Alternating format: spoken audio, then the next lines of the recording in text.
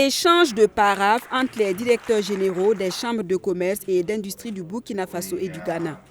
Des signatures qui viennent opérationnaliser la garantie unique sur le corridor Ghana-Burkina. La garantie unique étant un mécanisme financier géré par une caution nationale pour couvrir les pertes financières, notamment les droits de douane dus au risque de perte de marchandises en transit.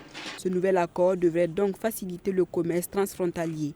La convention que nous avions signée avec SAIC consiste à dire que SAIC, qui est localisé au Ghana, a été désigné comme caution nationale, donc responsabilisé par l'État ghanéen pour percevoir l'argent. Et la Chambre de commerce, qui a droit à une partie vraiment de cette caution, de cette garantie-là, signe une convention avec SAIC pour lui dire qu'elle l'autorise à pouvoir percevoir à son nom, et quitte à ce qu'elles établissent en fait une clé de répartition entre les deux pour pouvoir effectivement répartir justement cette perception unique-là qui permet à chacun, en cas de problème, de faire face en fait, à ses obligations.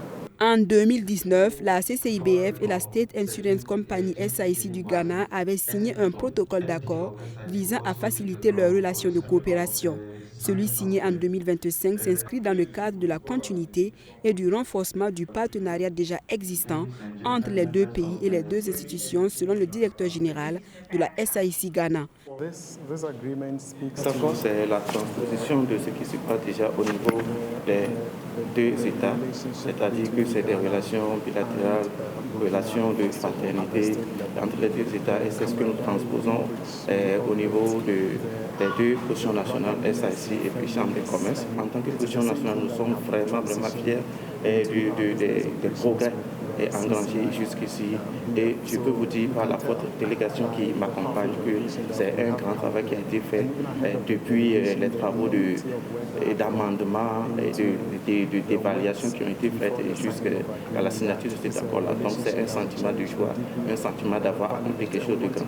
Le nouvel accord de partenariat signé ce 24 avril encadre désormais les opérations de transit, l'identification des responsabilités en cas d'incident, le partage d'informations et la mise en place d'un dispositif d'audit conjoint.